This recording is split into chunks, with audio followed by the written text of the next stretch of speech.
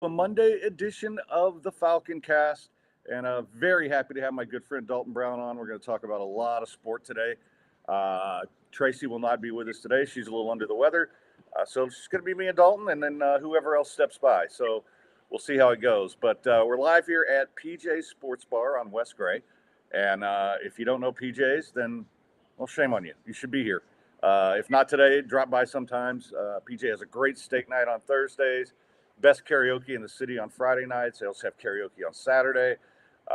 So I'm here a lot in case you're just looking to hang out. You can find me, but right on West Gray and Stanford. So come on by and say hello today, or even after the show. It's a great place to come watch the Astros tonight, which we will get into very shortly.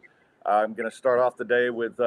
First off, I want to thank everybody who has supported the show, not just our advertisers, but we've had a lot of people step up, and I'm looking at maybe selling off a part of the show, which I'll talk about at some point. But right now, a lot of folks have been fantastic about just donating a few dollars here and there to keep us going. So I want to thank Chris. He's the latest to join us, but some other people have done it, and I can't thank them enough. B. Hannon, Chase, Donna, Todd S., all for supporting the show. So if you want to support the show, keep the thing going.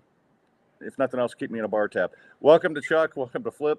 Happy to have you guys. I'm gonna start off venting about the end of the Texas game first.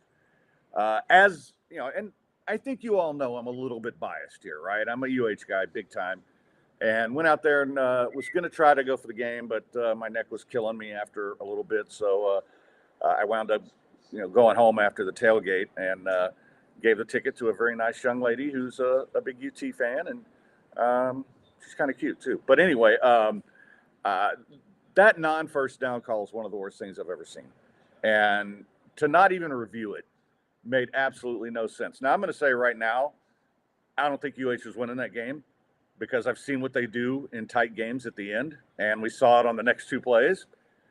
But that was a first down. There's no doubt about it. And why on earth are you sucking the Longhorns, whatever, when they're leaving you? Big 12 refs, they're not going to pay you a dime. What the hell was that? And, I was proud of them for getting back in the game. I thought they did some good things against Texas. I mean, Texas was clearly better and should have won. And Chuck says Steelers game was worse. Yeah, it was pretty bad too. But how do you not review that and at least give them a first down so they can screw it up from there? Because that's what they do. But we'll talk about that a little bit with Dalton and get into the baseball. Astros in a game 7 tonight. And before you guys panic, I have some positives for you. First, I want to show off this shirt, which is my friend Abear, who works at Kobo's, owns EdoShirtCo.com. Has a lot of great Astro stuff, a lot of great Houston stuff. Go check it out, EdoShirtCo.com. And he gave me this one, and it's undefeated. So we'll see how it does tonight. All right, I got to tell you about the Phoenix on Westheimer, one of my other favorite hangouts. Great bar, great Penn State bar, although they weren't too happy on Saturday. Premier League going on right now, best soccer bar on the planet.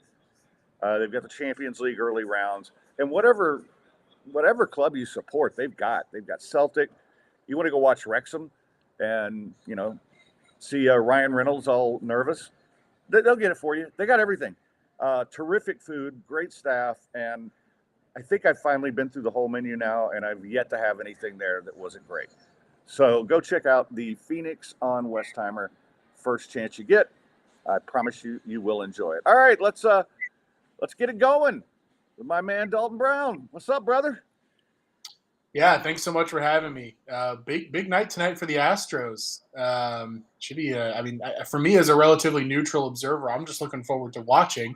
I imagine folks in Houston have got to be pretty nervous, but I think El Reptil is the guy. I agree. And Flea says Astros bats are going off on Scherzer like Will Smith on Chris Rock. Yeah, I think, and I was talking to PJ about this before the show, and it said, well, he's still Max Scherzer. It's like, well, sometimes these guys get to be names only, right? And I think that's what Scherzer is in his career now. He's just a name. And we've seen it now. I mean, when was the last time he even pitched a decent game? And I think the Astros will get to him. at some point, you have to win one at home. I think they will. I love Javier in this spot. From a betting perspective, if I were getting value, I would take the Astros. But I think they get it done tonight, and I think it's been a really interesting series because we really only had one close game out of all of them, and that was the game two. The rest of them have been blowouts. I think this one's going to be a blowout as well. I'm curious to get your thoughts. Yeah, I actually did bet the Astros at -130. I also I also have some Astros World Series futures that I placed back in, I don't know, it was June and July when people were down on them to win the division. And look, I'm a Dodger guy, as you know. I don't know how much of your audience knows that, but I'm a big Dodger Yeah. guy. But I'm also a very neutral observer of baseball. And the Astros, I've been saying it all year, are built for this time of year, and they show it every year. And Christian Javier is the perfect example of that. This is a guy who was very up and down all season. And then all of a sudden, his last start of the season against Arizona, he shoves. 2 playoff starts, he's shoved. This is kind of who he is. And to me, that's the kind of guy you want to be turning to in this spot. Yeah, I like his chances tonight. And, he's been clutch for 2 years in the postseason now. Last year, he was fantastic. And I don't think they're going to need much. If they get five innings and 2 runs, I think that'll be good enough tonight because I really do believe the bats are going to get to Scherzer. But we shall see. I don't know how much you're – although, it's funny. I did the same thing you did with the Astros to win the division, and we haven't had a chance to talk since then. But, boy, we never in doubt, right? Yeah, definitely a sweat all the way to the end. A little bit more than I thought it would be. To be honest, I knew the Texas Rangers were going to fold a little bit regular season wise down the stretch, and they did. But I didn't expect Seattle to stay in it. And to be honest, I thought Houston. I thought Houston would end up around 95 wins, not 90. But here we are. Well, yeah, we did cash the tickets though, so it's all good. And so I think the key tonight really is, you say this every game, but get off to a good start. Don't get Fromberg again. I mean, poor Fromber. I don't know why they keep starting him at home. He's just, you get good Fromber and evil Fromber, and it always seems like evil Fromber is at Minute Maid.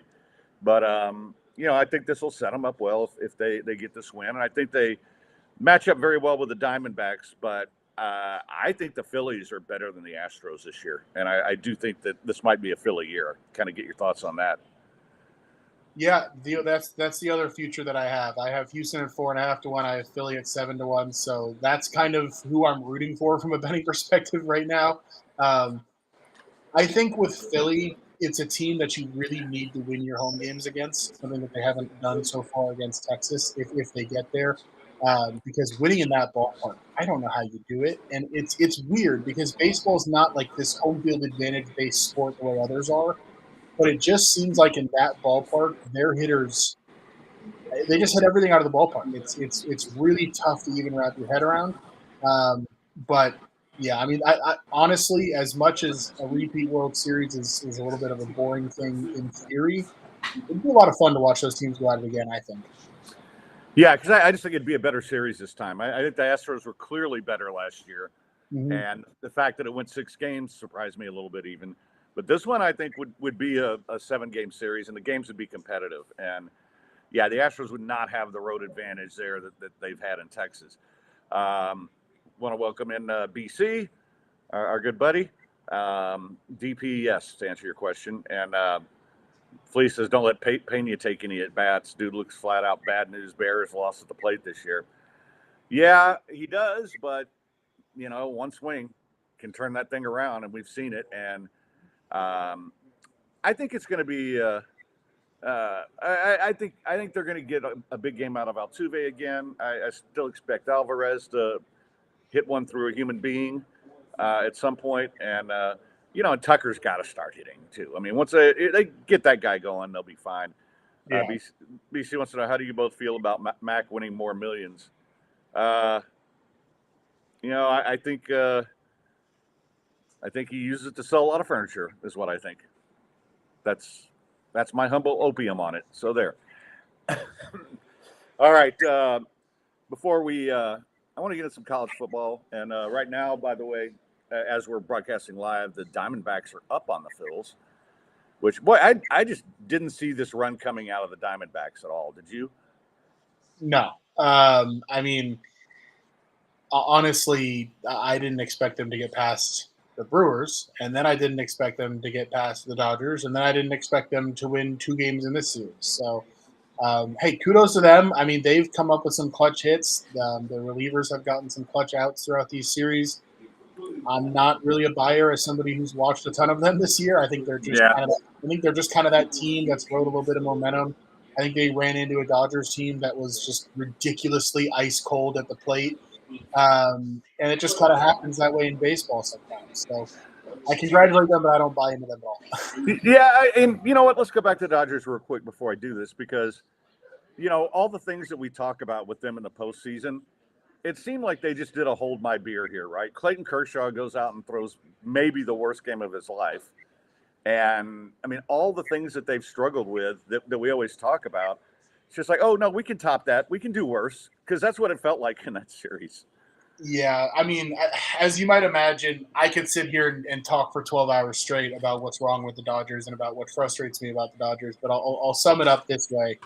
They have a manager who left a pitcher in to allow 4 home runs in an inning in an elimination game facing a sweep. Um, I think Dave Roberts is terrible at his job. I think he's a wonderful man who's terrible at his job. I think we ran out of pitching this year, which it is what it is. Like I think, like I'll put it this way: I didn't have the expectations I've had in past years. I think we ran out of pitching. Dave Roberts is not the guy, and Mookie Betts and Freddie Freeman combining for 1 hit in the Diamondback series. Yeah. I love those guys, but like if arguably the best 1-2 punch in baseball combines for 1 hit, they're not going to win. So for me, it was kind of just. I'm glad it was over quickly. I guess the only thing that's a bummer is that it didn't lead to Dave Roberts getting fired, and that I think is a mistake. All right, I'm going to tell you guys about one of our new sponsors here, Piper's Plumbing, 832-632-2583. And people are asking me all the time, hey, do you know a good plumber? It's like, no, I know a great plumber. And it's Joseph with Piper's Plumbing. And they do a great, great job. They handle League City, Galveston, all that area down there. And I know we have a lot of listeners. But they're located in Nassau Bay. And you can go to Piper's Plumbing, pipersplumbingco.net to see the website. But you know what? It's hard to find a good plumber, and it's harder to find a great one. And that's what Joseph and his company is. So please go check them out. They take care of all kinds of stuff for you. They can do water heater replacement, main water line repair and replacement, gas test and gas line repair and replacement, plus plumbing. You get your drain clogged or blockage, they got you. And they take care of all that, faucets, garbage disposal. It doesn't matter. And you're going to get quality work from quality people who support the show, and you should support them. So the next time you need a plumber, give them a call, 832-632-2583. All right, let's move on to some college football. I know you heard a little bit of my rant there at the beginning, but kind of your thoughts on that UH game. I'm going to be honest. I didn't watch it.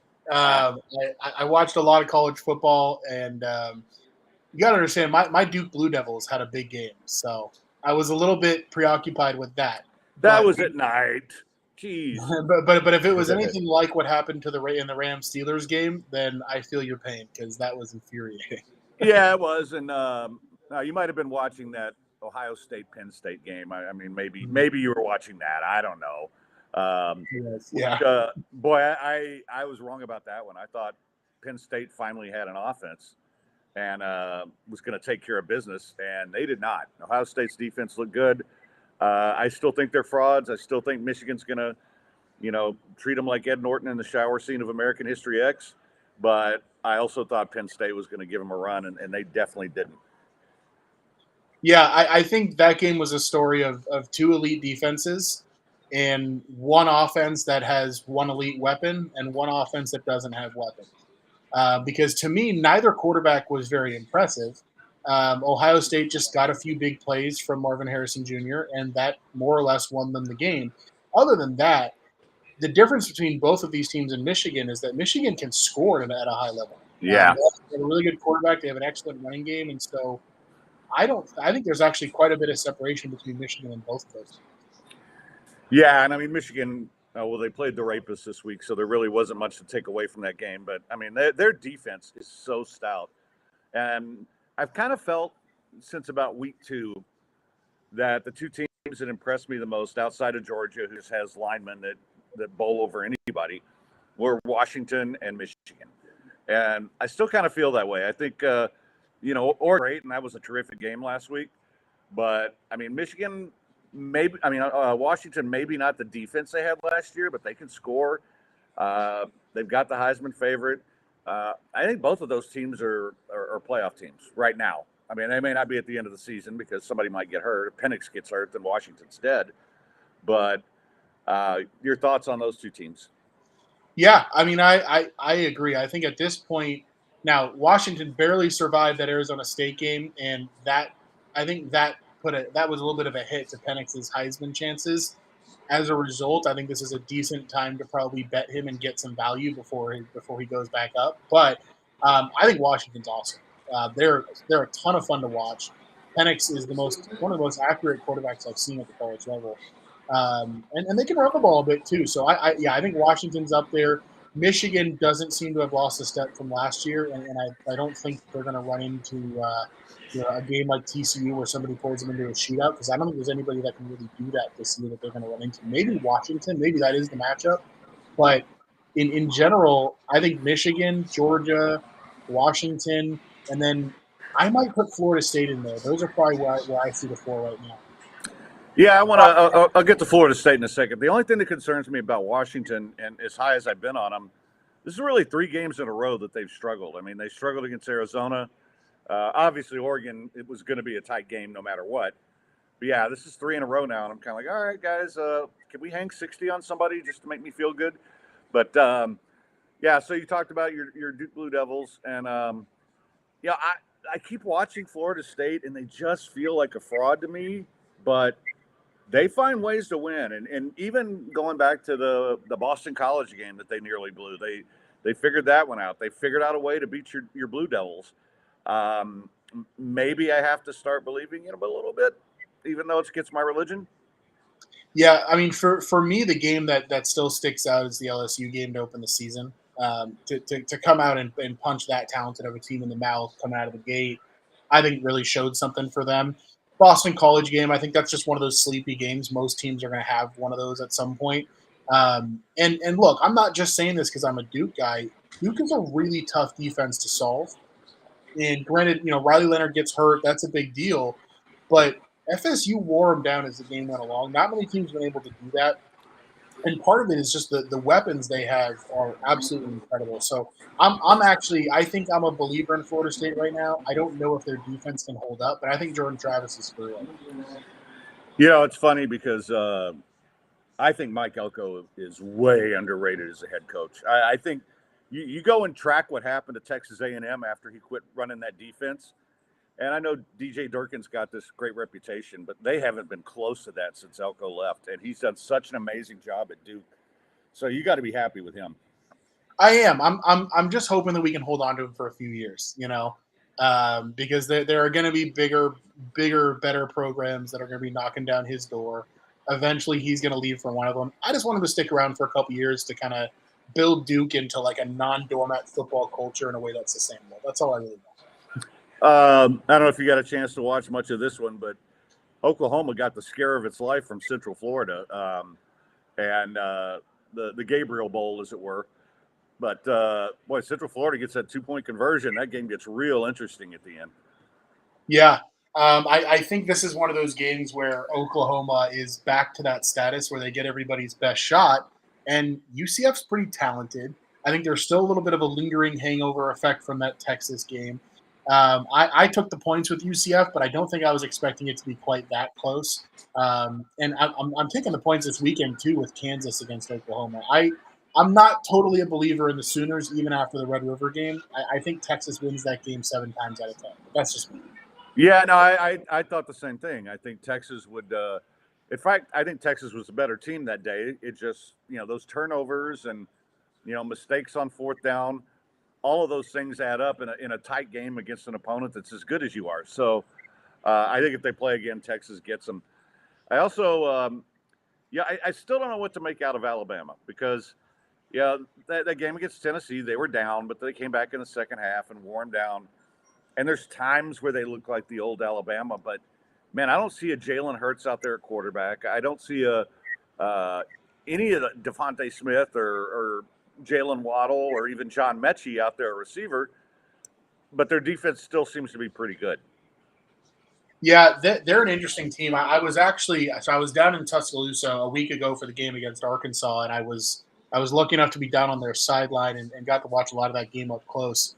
It seems to me like they slip into being one of those old Alabama teams, like for a few drives here or there every game, and that's what's getting them over the top.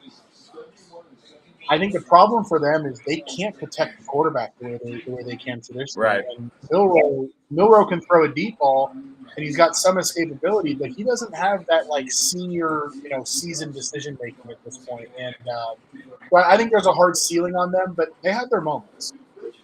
Yeah, and the path is still there for them, right?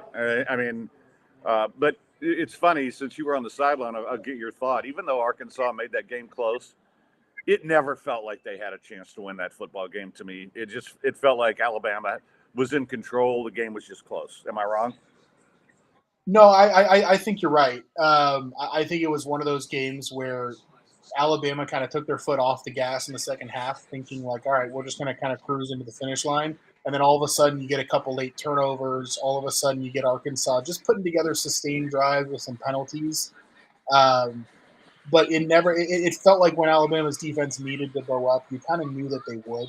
And then on the last drive, Alabama just looking for a first down to end the game, and all of a sudden, boom, guy breaks free and it's done. So, yeah, I mean, to me, that game wasn't as close as it looked, but it's a little bit alarming that that's how it looked to just put a team like that away. Yeah, and I've thought the same thing about Georgia all year, because the one thing about them, again, they don't have the skill players necessarily that they've had in the past, but both of those lines are just so dominant, and they just wear you out. And the more the game goes on, you just keep looking at them going, oh, there's running backs 5 yards downfield already. I mean, it's defensively, I think they're really, really good. But that offensive line of theirs is no joke. And I'm pretty sure you or I could play quarterback behind that and put up some numbers. Yeah, I could complete a pass or two, maybe, but yeah, I mean, Georgia, the concern for them is, and I don't know I haven't followed up on the injury details with Brock Bowers, but if Brock Bowers is missing time for them at tight end, that's a really big deal because they don't have offensive weapons really. And this feels like the season that they could run into a team that just has it going that night. It almost happened at Auburn already. Yeah. They're fallible. This is not, the Georgia teams the last 2 years that just can't lose. Yeah, if Auburn had any kind of offense, I think they could have won that game. But yeah, and I keep hearing mixed things on the injury. I hear he may be back in a few weeks. I hear he may miss the rest of the season, get ready for the draft. And that would be a huge loss because he is I think you could argue he's the best player in college football on either side of the ball. He's certainly in that conversation. But that's going to be a big blow. And I look at their schedule and I'm like, yeah, I don't know. I mean, it's just I don't see a lot of places where they might trip up. And one more team to talk about from the SEC. And usually we have Tracy on to do her SEC report. She's a big LSU fan, and I know it was just Army, but I think they're finding their stride. And the quarterback is third in the betting odds for the Heisman now, and he's just putting up ridiculous numbers. And what I've noticed the last few weeks, defensively, I think it was the second half of the Missouri game, something happened. They actually started looking like, because before that they looked like a bunch of athletes who couldn't tackle, couldn't play defense. But when they came up with their first sack in 2 games in that game, and then they get the pick 6, and then since then that defense has looked really good. So I don't know what light came on, but I don't think this team's going to be an easy out for Alabama either. Oh, not at all. Not at all. I mean, that one of the bets I made preseason was LSU catching 9.5 against Alabama because the quarterback matchup in that game is not close between Jalen Daniels and Galen Milroe Right. with that right now. So for me, I think I think LSU is as good offensively as any team in the country. A lot of people don't realize they're top 3 in the SEC in every rushing stat too. Yeah. I mean, they're a machine on offense. And Alabama this year, yeah, the defense is still good, but it's difficult for me to imagine LSU not getting to 27 or 30 points in that game. And I don't know if Alabama can score that against LSU defense. So I totally agree. I think they're live against pretty much anybody. All right, I'm going to ask you about a couple games next weekend so people can get their bets down. Your guys go into Louisville, and Louisville had just a baffling loss. What do you think of your Blue Devils against Louisville? It's so hard to say, and again, I live in Louisville, so that's a game I'm going to be at, and I'm really looking forward to it. But it's just the problem right now is the Riley Leonard injury. If he is good to go and he plays, then I don't think Duke should be getting points at all, right, let alone 4. But if he doesn't play, the kid behind him, Henry Beelan, rooting for the guy, but this is a redshirt freshman 3-star recruit from New York who threw 4 passes in the NC State game that he started. I think Louisville, if Beelan is the starter, knows that they can just stack the box, right, and just really does. And then it's just, can Duke's defense hold? Which it's one of the best defenses in the country, so maybe. But I want to take the points with Duke, but I can't do it till I know about Leonard. Yeah, and I think Jeff Brom's a hell of a coach, but I mean, Plummer doesn't scare me at all, right? I think that's a guy you can contain. And at some point when he gets a real quarterback there, I can't wait to see what he does with that team. But yeah. All right, so 2 bets I'm looking at. You can talk me out of them. Utah at home against Oregon. I mean, Utah is unbeatable at home, and as good as Oregon is, Oregon's a pretty big favorite here. I think I'm going to take the Utes here just until they prove to me they can't win at home. I think I got to take them. I think it's a pretty good football team defensively. And, if they had Cam Rising, I think we'd have them in that conversation with Utah, with Oregon and Washington. Yeah, I like it a lot, honestly, especially getting a full touchdown. Giving Utah a full touchdown at home is not something that I think is good practice at all, but especially not against road Bo Nix, which is not the same thing as home Bo Nix for Oregon. I'm not seeing 7 points as making any sense here with how Utah's defense has played. And, obviously without Cam Rising, that's a big deal. It has been all year, but there's something to be said for finding your rhythm when you get to play that corpse of a defense down in USC. Maybe a little something, Yeah. God, they're so bad. It's and as a UH guy, this has been my life, right? Great offense, no defense at UH forever. Mm-hmm. Except for the 1 year that we won the Peach Bowl. And it was funny because I actually was at after I left the game, I stopped off at this place Kobo's in East Downtown. I know the owner real well, and they were setting up for a big Florida State party, and it's all the same people that I ran into when we were at the bar for the Peach Bowl, and they're just the nicest fans. And I couldn't, when I met them then, I was kind of like they took getting their ass kicked by a non-Power 5 pretty well, and they all remembered me, and we were talking about it and everything. It's like, well, why aren't you at the game? It's like, yeah, because my friggin' neck is killing me, and I can barely walk, and I was trying to find our usual tailgate, and when we were walking around, and I couldn't find it, and because I couldn't hold my head up to look around. And I'm like, I got to get out of here. I got to get on the train. So, like I said, I didn't go to the game, but my friend Lynn got to go, and like I said, she's cute. So, anyway, other than all the UT stuff she was wearing, but she's also an Astros fan, so she was not happy last night. So, but I think she'll be in a better mood tonight. I really do. We talked about that earlier. If you're just joining us, I think both of us feel pretty good about the Astros' chances. The other game, and this will be off your radar, frigging love Rice at home against Tulane getting double digits. Tulane's a good football team. Rice has only really got 3 players, but they're all legitimately good players. Yeah. And, they can keep up with Tulane, and I don't think they win by any stretch. But I got it at 12.5, and I'm thrilled with it. That's a good price for me. So. Yeah, I don't know Rice as well. I know the quarterback's JT Daniels, who's been all over the country and is a Power 5 talent, and I think that's worth something. So I like the idea of it. And certainly for Tulane, I don't think Rice is at like the top of their hit list on their schedule. Right. It's an easy game to overlook. I can tell you that as a UH fan. So yeah, exactly. So yeah, I get that for sure. All right, so. I may have Dr. Linville here in a second, so I'm just going to give him a minute to see if he can call in. But I want to switch over to the NFL a little bit. Interesting day in that, it was different for me because there was no Texans game, right? So I wound up just watching everything I possibly could. It was there were some good games, but there were also some surprises. And as a guy in a survivor pool, and BC could tell you about this, I'm not going to lie, I wasn't unhappy to see the Bills lose. I mean, and seeing some of these games go these ways the last couple of weeks has really helped us with that. But I mean, I've given up on Belichick just like everybody else. Maybe I shouldn't have. I don't know where that game came from. I definitely didn't see that one coming.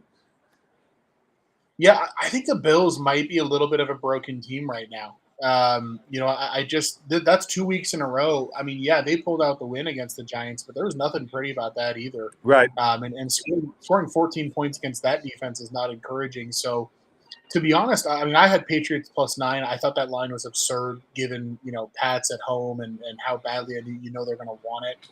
It just felt like a good buy low. But I think with the Pats, I think it says something about the state of the Bills defense right now. It just doesn't seem like they come ready to play in all of these games. And I think part of it is that Josh Allen keeps giving away short fields. Yeah. And it really hurts them. So I was certainly surprised to see the Pats win. I wasn't surprised to see the game stay close. Couple things. Lamont just mentioned, just to follow up on UH, says I was shocked at UH representation. Cougars fans actually showed up. Yeah, because it was a really good UH crowd, and I was proud of everybody for being there. And I had a little bet going before the game with everybody that I thought it'd be 60% UT, and I was completely wrong. I mean, there were more UH fans than UT fans, and I didn't expect that. And then to kind of segue into this next game. You know what? Before I get to that, I heard an interesting thing before the show on PTI where they said the Bills are really just the Cowboys now.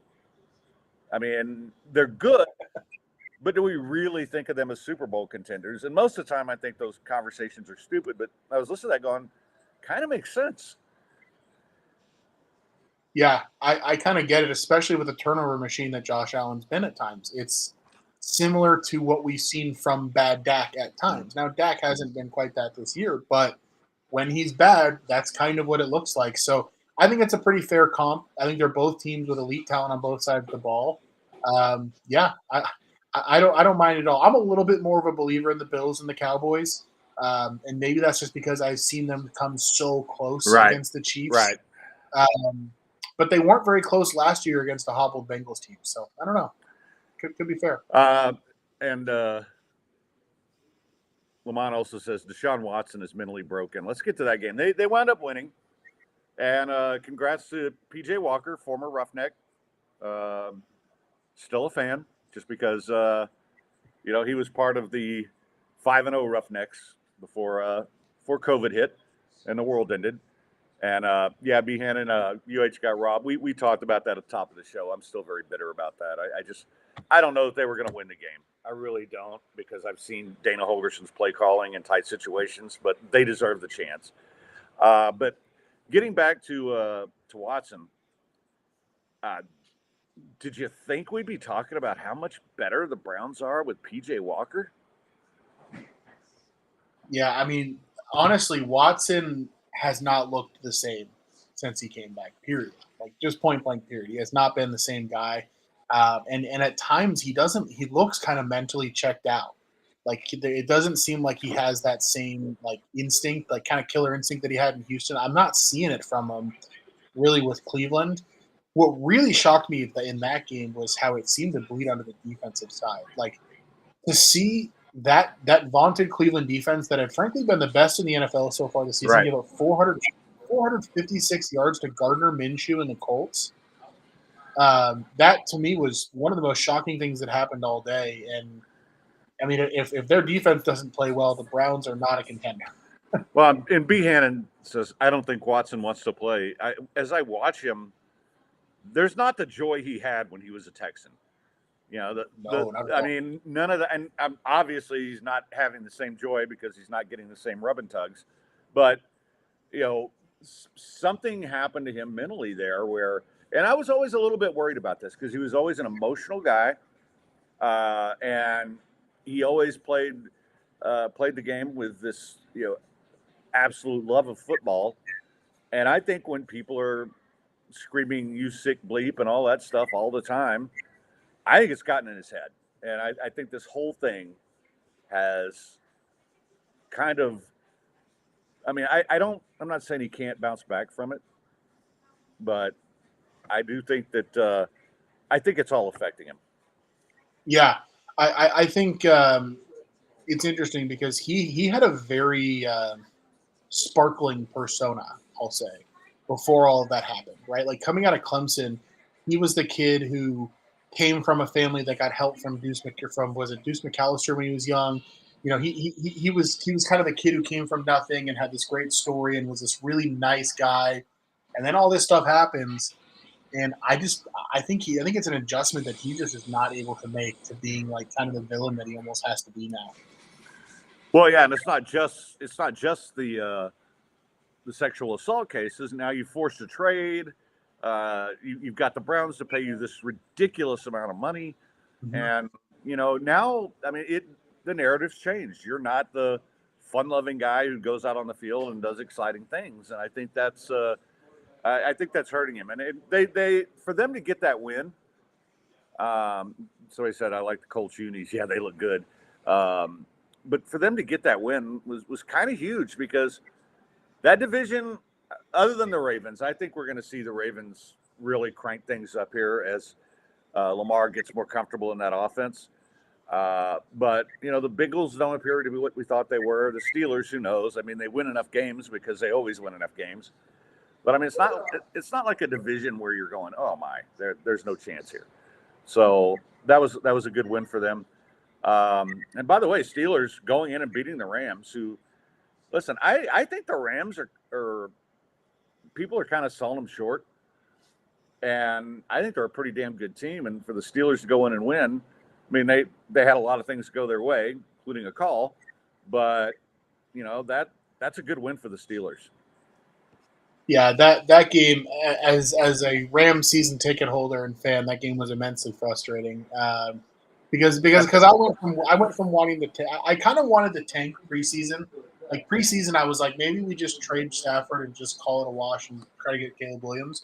But now they're actually pretty competitive, and I want to see them in games. And the way they just blew it in the second half, I mean, all of a sudden you can't stop Kenny Pickett to George Pickens. The Rams secondary is a mess. The defense is just not good enough. It's a fun offense, but it's an offense that really can't protect Stafford all the time, and that really showed up. Highsmith and Watt were just flying off the edges all day. I hope it was a wake up call for McVay because the halftime adjustment battle between him and Tomlin, he got crushed. Yeah, yeah. But you know what? I think the Rams are still closer to being a playoff team than they are to being a bad team. I would agree. And that's I think the offseason they're going to have to, they'll have some money to spend in free agency, not a lot, but enough to fill some holes. And the one thing that I love about the Rams, man, they draft like rounds 3 through 7 like nobody. Yeah. And that's why when Greg, who did the show with me last Monday, was always like, oh, you can't trade away all these number one picks. You can't trade away all these number one picks. I'm like, well, you won a Super Bowl. And, oh, by the way, you outdraft everybody in the 5th round. And, that'll dry up at some point. But I think they'll also be in a spot where they can just fill a few holes. I think the secondary needs some help, and the offensive line. They get those things together. It's still a pretty darn good team, and they've got the weapons on offense. So, and Williams, yeah. Sorry, go ahead. Sorry, no, guess who has a first round pick this year finally? Yay! So. You'll trade it. The other games that I wanted to get to, because we the Lions have kind of been the darling all year. They beat the Chiefs to start with. They did not match up at all with the Ravens. The Ravens really did take them apart. And I think it's more Raven than Lion. But how much are we starting to wonder if the Lions are in that Cowboys-Bills group? I think putting the Lions in the Cowboys-Bills group is actually like a huge compliment to them, given the expectations that franchise has had recently. I think Lions fans, if they're being honest, would be thrilled to be in the Cowboys and Bills group, and I kind of do think that's where they belong. At the end of the day, do you trust Jared Goff to go anywhere on the road and win in the playoffs? No, probably not. But they're a fun team. They're a pretty good team. I think they're a team that's probably going to show some value getting blown out like that. I just think it was one of those games. Like, I think it's, like I talked about in college, like, you're going to have one of those games each season. And to me, that was the one, and they were due for it. And that's a tough play, which is why I know they were off this week, but I haven't had a chance to talk to your thoughts on what you've seen from the Texans so far, because that was a game they went in and didn't embarrass themselves against the Ravens. Now, I don't think if they played the Ravens now, I think you'd see a much better Raven team for a lot of reasons. Then they came home against the Colts and just everything went wrong.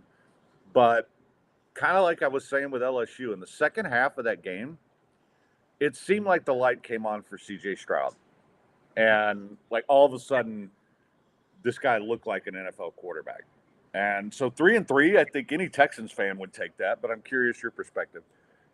Yeah, I mean, I think that it's hard to argue that the arrow is pointing anywhere but straight upward for them, right? I mean, the defense, I think, is improving leaps and bounds. The young guys that they've put draft capital into are really paying off. To me, it's just a rapidly improving team with, I think, a franchise quarterback. I mean, how much better could you really have expected Stroud to look through 6 games than he's looked?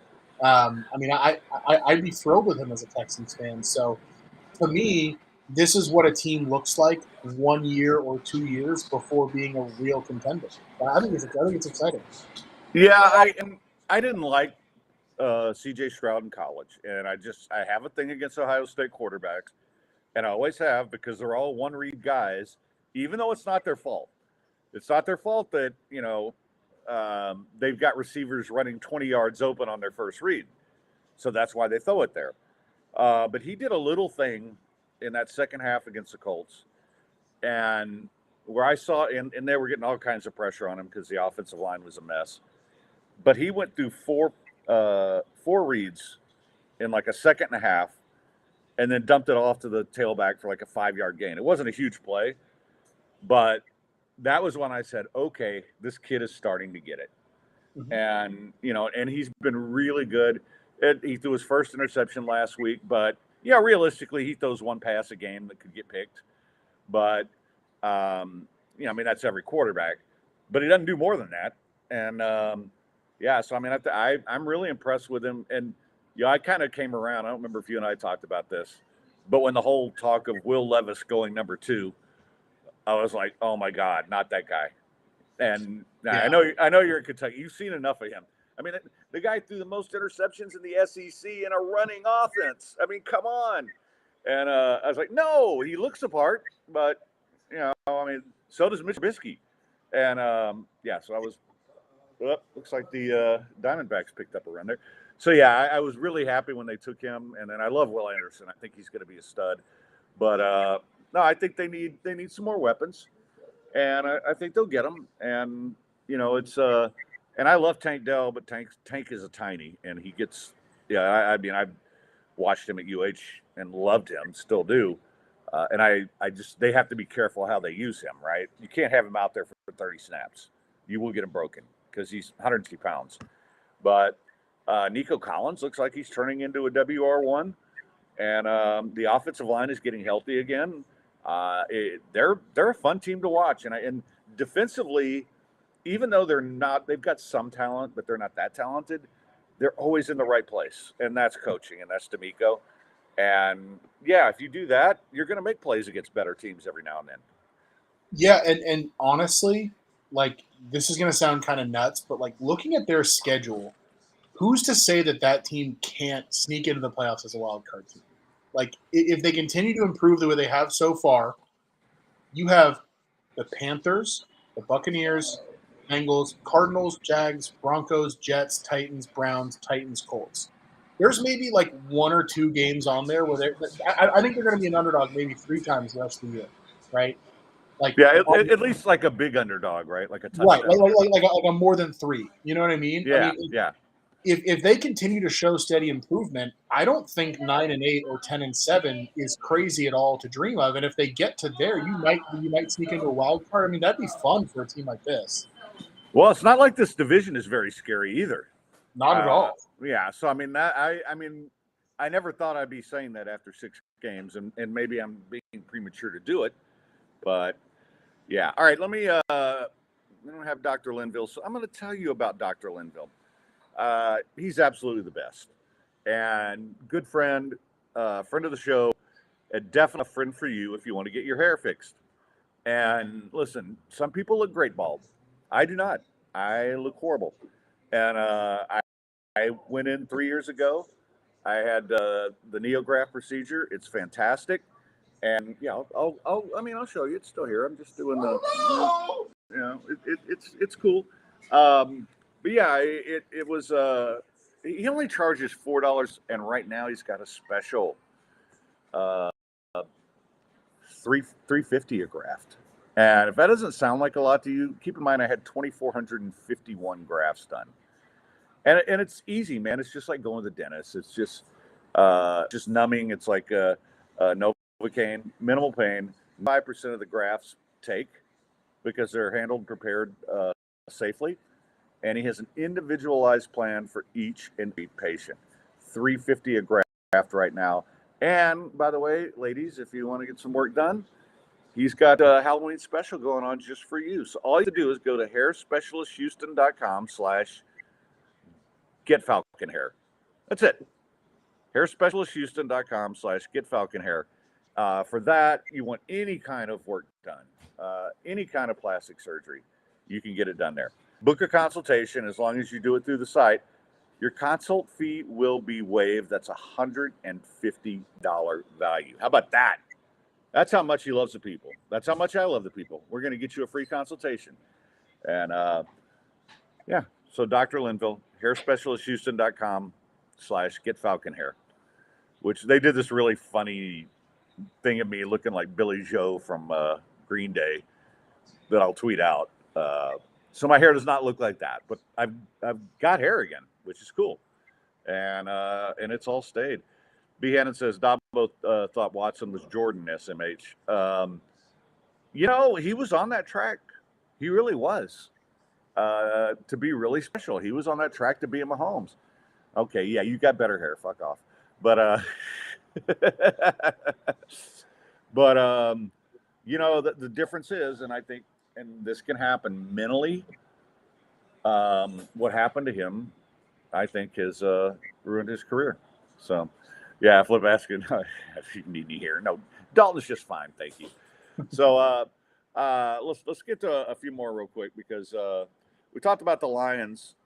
That Dolphins-Eagles game last night, and I know it was in Philadelphia, and I've been pretty high on the Dolphins all year, but that just looked like one of those matchups between two really good teams where, hey, we saw who's better.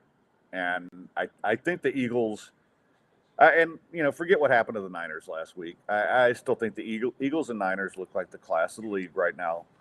And the Eagles sure showed it last night. And it was kind of fun seeing Hurts and Tua again, considering they'd both been bitch for each other at one point.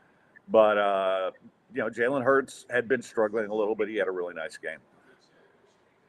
Yeah, I think it's I think you're right about the Eagles and Niners being the class of the league. I put the Chiefs in that category too. To me, those are kind of the teams that I look at up top. But I'm a little bit concerned about the Dolphins, to be honest.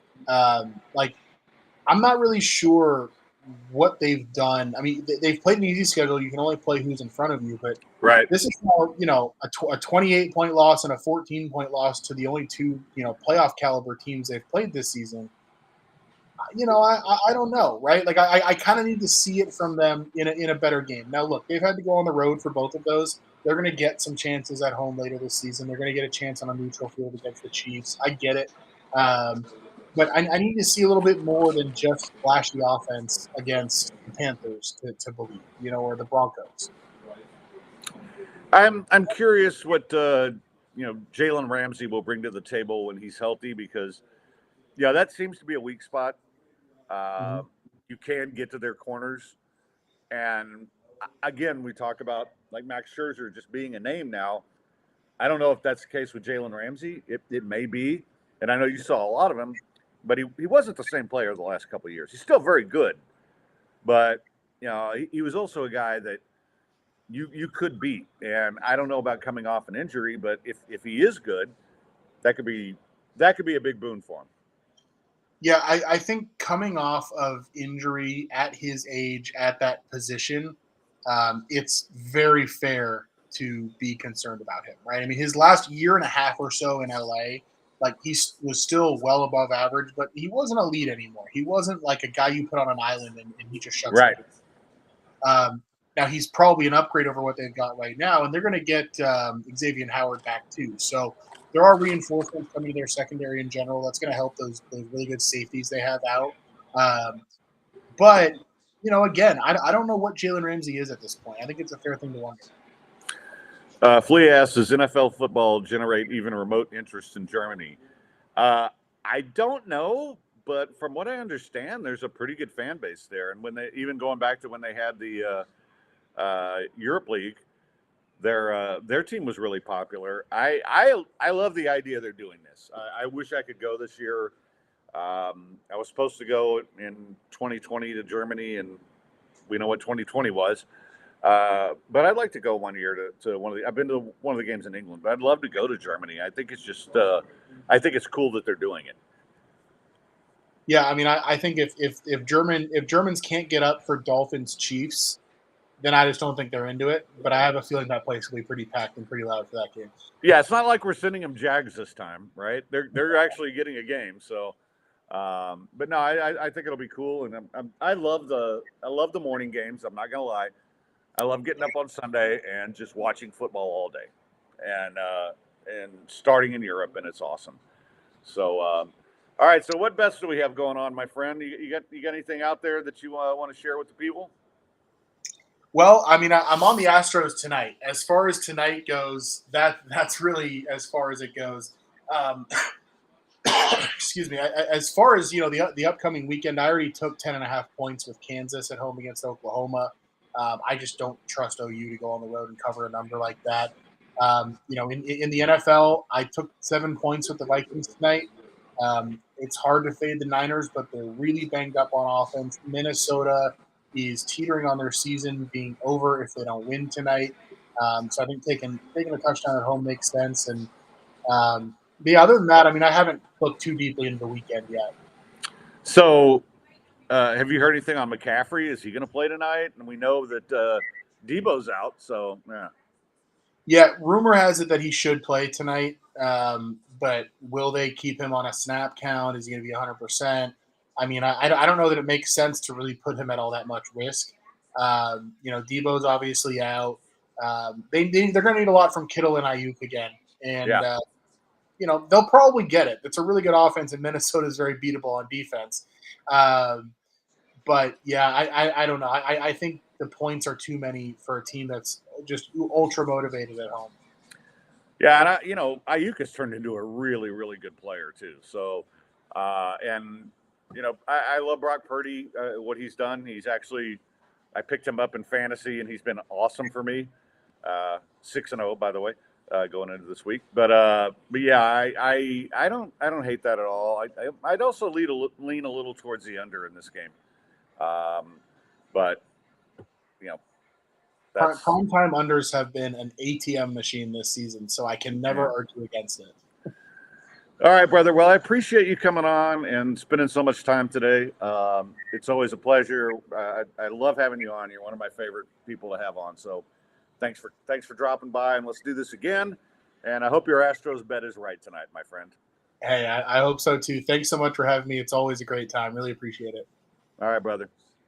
So that is Dalton Brown. You can follow him on Twitter at Dalton on Sports. He's awesome. I'll tell you who else is awesome. Lawyer Dave.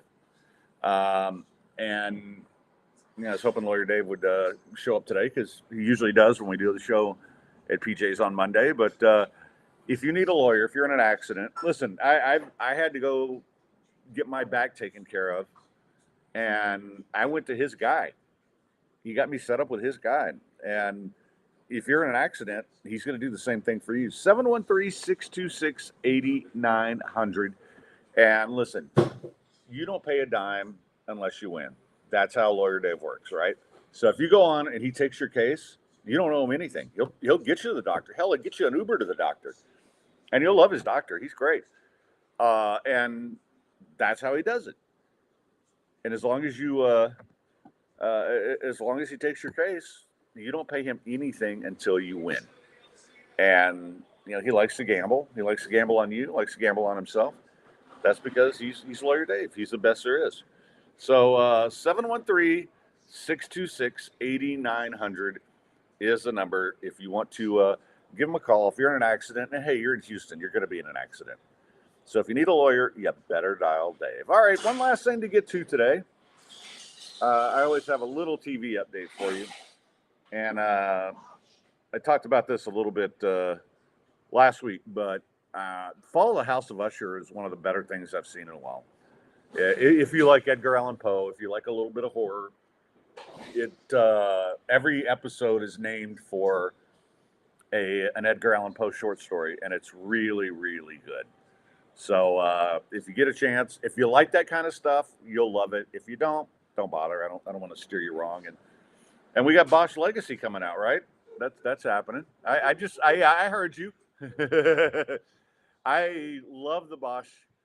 Well, okay, let me tell you this. If you like Lincoln Lawyer, you'll love Bosch. Same guy wrote it. And they're actually talking about at some point doing a crossover. So, but yeah, it's on, I don't even know what streaming service it's on right now, but check it out. Freebie? Yeah, okay. Freebie is like Tubi, only it's yellow. It's kind of gross.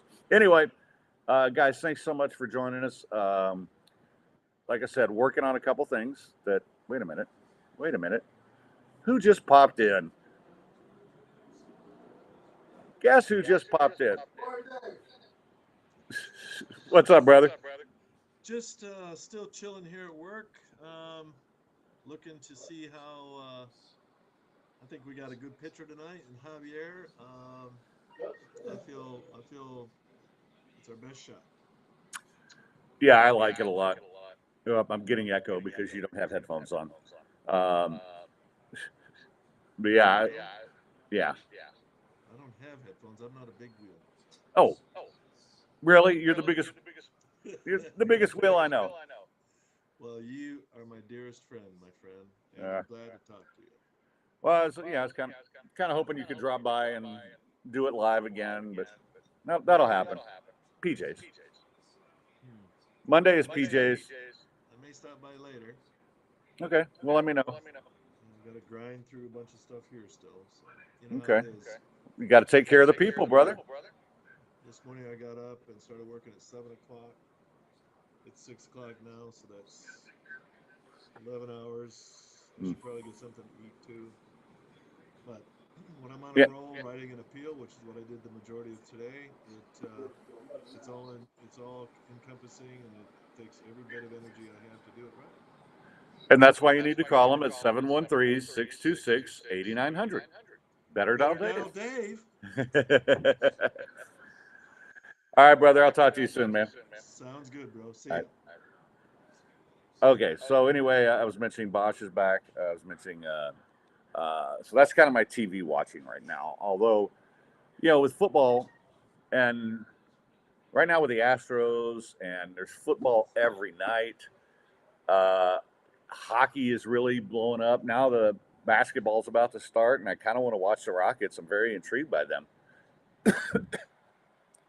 So, but as you guys know, I don't sleep worth a damn. So, middle of the night, I start watching these series, and that's why I can report on them for you.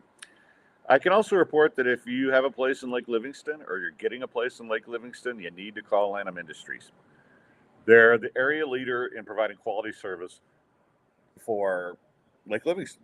It's based in Trinity, and they'll help you find the right home, location, decor, theme, price points, everything. It's your one-stop shop for all your home service needs there. Cleaning, lawn care, laundry, maintenance, inventory management, property management services available. Veteran owned and operated, consistent 5-star rating from guests and owners, highly trained and dedicated crew. Give them a call, 936-581-6166, or you can get them at 346-773-9577 or online at lanhamindustries.com, and they'll take care of you.